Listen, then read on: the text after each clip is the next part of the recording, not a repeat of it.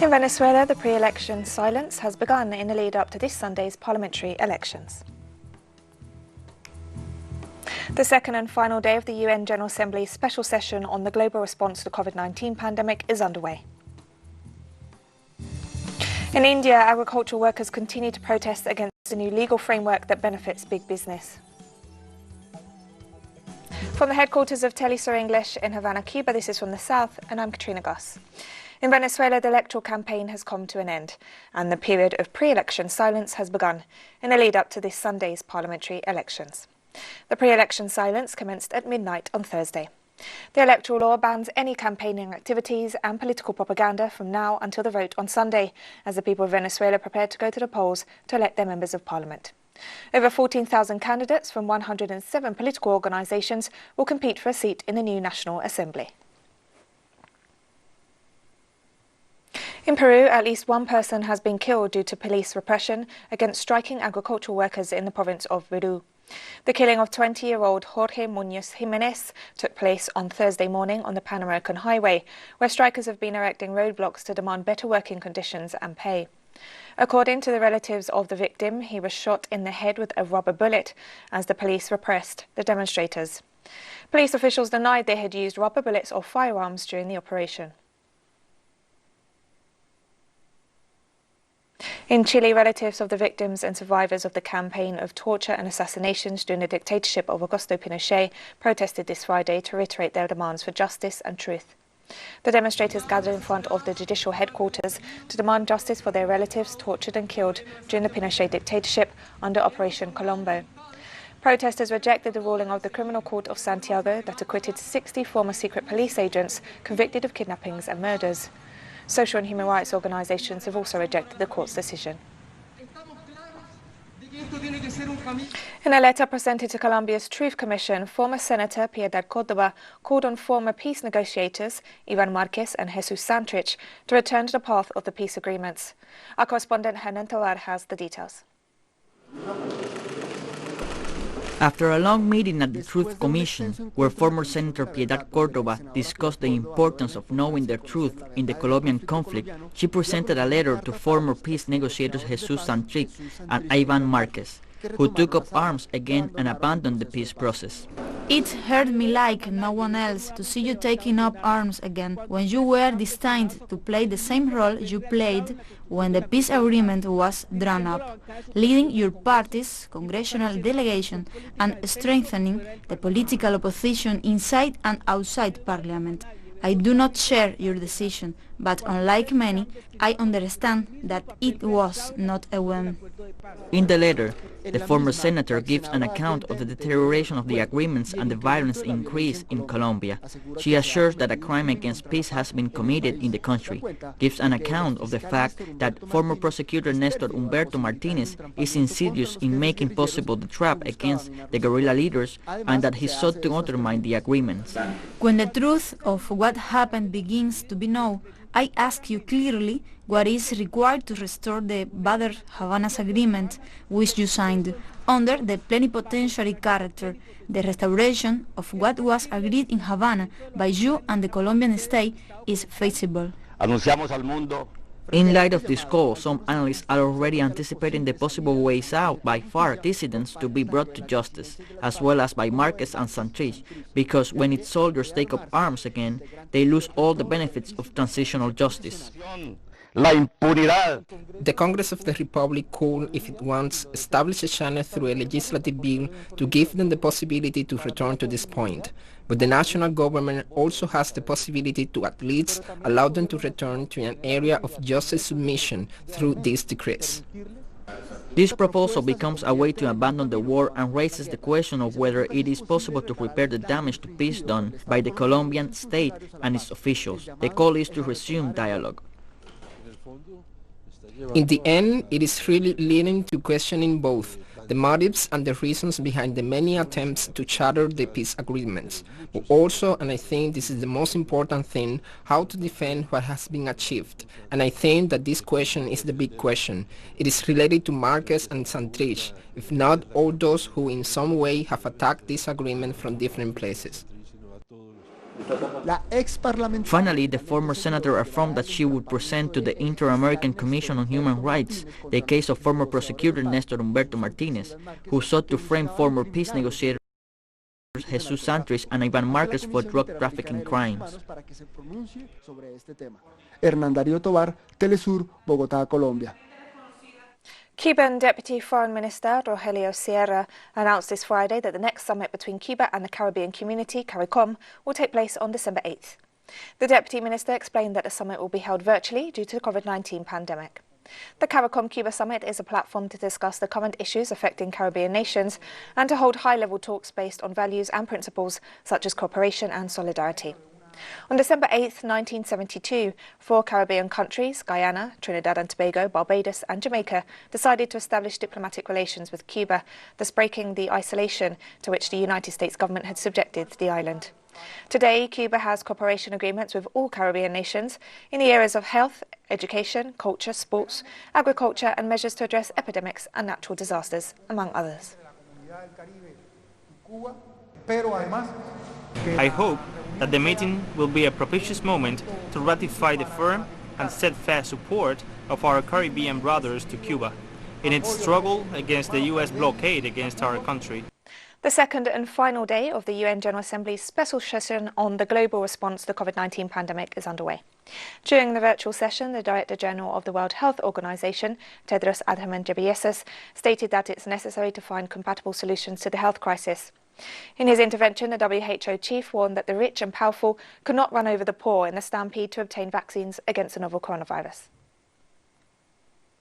With positive results in recent weeks from vaccine trials, the light at the end of the tunnel is growing steadily brighter.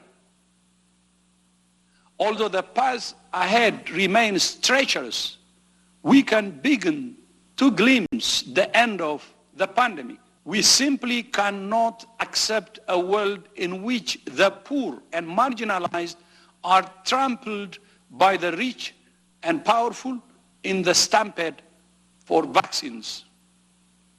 This is a global crisis, and the solutions must be shared equitably as global public goods, not as private commodities that widen inequalities and become yet another reason some people are left behind.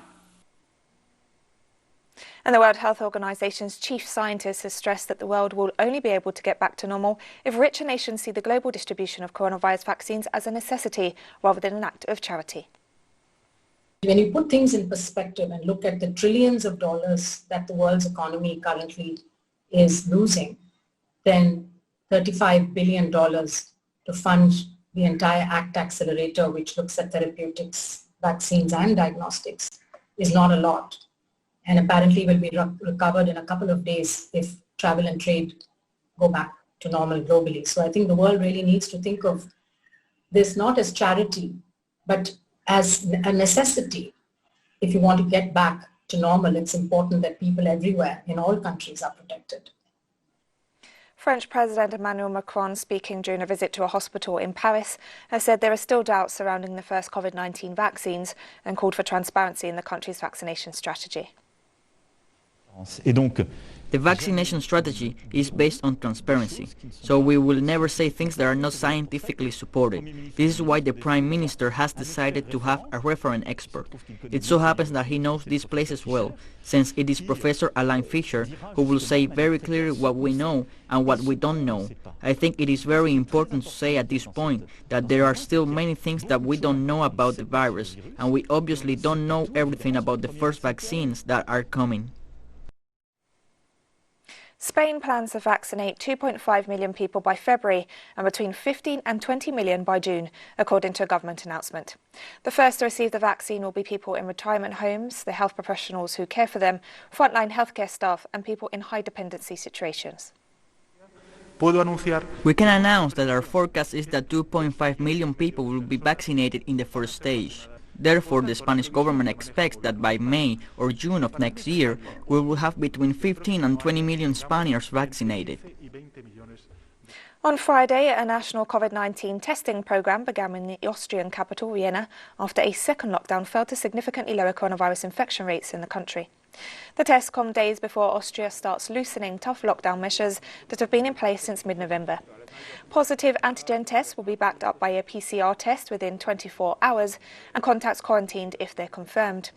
The mass testing is being handled by the Austrian military, which has set up its biggest testing facility at the Vienna Convention Centre with 170 test lanes. To date, Austria has registered more than 293,000 COVID-19 cases and over 3,500 deaths. The Russian government has described the latest sanctions imposed by the United States against the Nord Stream 2 gas pipeline as unfair competition. Kremlin spokesman Dmitry Peskov said US sanctions are a violation of free trade and international law. The official added that the government will take the necessary measures to defend the projects the nation is undertaking beyond its borders. With the Moscow-led Nord Stream 2 gas pipeline, Russia intends to distribute 2 billion cubic feet of gas per year to Europe. US lawmakers agreed on Friday to extend sanctions on companies involved in the gas pipeline, just as the Russian-led company behind the project vowed to restart construction on Saturday, exactly a year after work was halted due to the threat of sanctions. Fantastic. China's Chang'e 5 moon probe has already made a number of key milestones in Chinese space exploration history and is now making its way back to Earth. Considered one of the most complicated and challenging missions in Chinese aerospace history, the mission is also the world's first moon sample mission in more than 40 years. The mission will help promote China's science and technology development, as well as lay an important foundation for the country's future plans for a manned lunar landing and deep space probe. On Wednesday, the Chang'e 5 probe landed on the moon, successfully completing its primary objective, the gathering of lunar samples. The craft operated on the moon's surface for about 19 hours. With the precious samples safely sealed, the probe took off from the lunar surface late on Thursday and is expected to touch down in North China's Inner Mongolia Autonomous Region around December 16th. In India, agricultural workers continue to protest against a new legal framework that benefits big business. Rural workers from several states continue their mobilisations against 3 new agricultural laws, with rallies organised on the outskirts of the capital, New Delhi. Members of at least 35 agricultural organisations and government representatives are set to hold a new round of talks as the pressure mounts after more than a week of protests. The workers have stressed that the new laws will negatively impact on the national market, and the end of state purchases of grain at a fixed price will leave them vulnerable to further exploitation by big corporations. Hundreds of doctors demonstrated in front of the Tunisian Ministry of Health this Friday to protest the death of a young surgeon due to an accident with a faulty elevator at the hospital where he worked. Surgeon Badre Dening Aliou, aged 27, plunged to his death down an elevator shaft on Thursday after the lift doors opened, but with no elevator in place, according to witnesses. The elevator in a hospital in the marginalised Jendouba region had allegedly remained in service despite a long-reported fault, highlighting the scarce resources in public hospitals. Hundreds of doctors, health workers and medical students gathered in front of the health ministry in the capital, Tunis, demanding the health minister and other officials be sacked. He was only 26 years old. He had his whole future ahead of him. Today, he and his family have been deprived of a bright future. Why? Because we live in a system that doesn't try to improve, that does not try to make things work, do not have too many problems. And in the end, we don't fix, we don't repair. In the end, the accident happens, and there are deaths. Today's movement was in protest following the death of our colleague, Badreddin Alaoui, who was a general surgery resident at Jendouba Hospital. He was doing his internship during a shift. He was killed. He had a fatal accident following his use of a broken-down elevator. Turkish President Recep Tayyip Erdogan said Friday he hopes France will get rid of his French counterpart, Emmanuel Macron, as soon as possible, in the latest statements in an escalating war of words between the two leaders. Turkey and France are embroiled in a series of disputes, from tensions in the eastern Mediterranean to the contested Nagorno-Karabakh region. The clash has risen to new levels in recent months as France has moved to crack down on what it calls Islamist extremism after several attacks on French soil. Erdogan has repeatedly suggested that Macron get mental checks and urged the Turkish people to boycott French-labelled products. The Turkish president also said that France had lost its mediator role in the Karabakh dispute. Macron is trouble for France.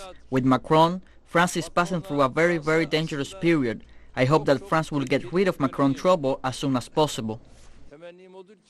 The Iranian government demanded a clear and unconditional statement from the International Atomic Energy Organization this Friday, condemning the assassination of nuclear scientist Mohsen Fakhrizadeh.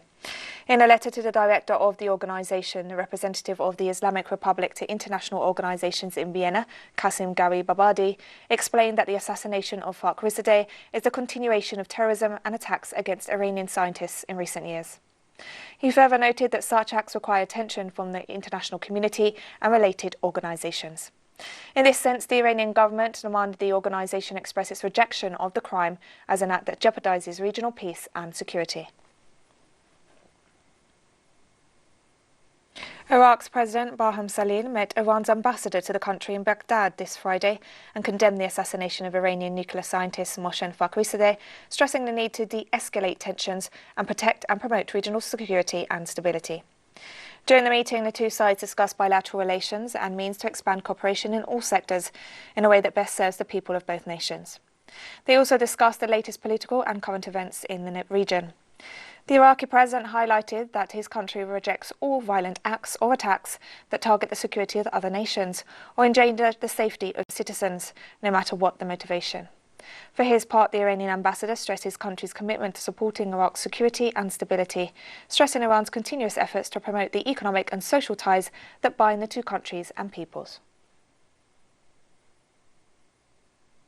Ghanaians will go to the polls on Monday in a heated contest that's set to revive old rivalries between incumbent President Nana Akufo-Addo and his predecessor, John Mahama.